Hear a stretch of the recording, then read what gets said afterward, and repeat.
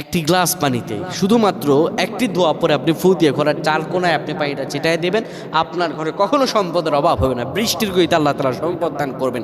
কখনো এই সংসারে অভাব হবে না, কখনো এই সংসারে খারাপ অবস্থা আসবে না, বিপদ আপদ আসবে না। আল্লাহ তাআলা নিজের হেফাজতে আপনার গোটা পরিবারকে হেফাজত করবেন। সুবহানাল্লাহ বিহামদি। দোয়া আর দোয়া ও মুখরুল ইবাদাহ, দোয়া হচ্ছে ইবাদতের মগজ। কোনো ব্যক্তি যদি দোয়া করে আমার আল্লাহ সেই দোয়া কবুল করেন।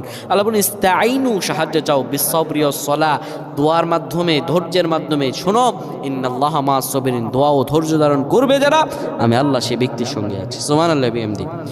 আপনি এক গ্লাস পানি নেবেন, এক গ্লাস পানি নেওয়ার পরে সেই গ্লাসের পানির মধ্যে 10 বার পড়বেন আল গানিয়্যু আল গানিয়্যু আল গানিয়্যু। এই দোয়া এইটি পরে 10 বার পরে ফু দিবেন। ফু দেওয়ার পরে 10 বার দুরূদে ইব্রাহিম পড়বেন, 10 বার সূরা ইখলাস পরে ফু দিয়ে সেই পানিটা ঘরের বিভিন্ন কোণায় ছিটিয়ে দিবেন।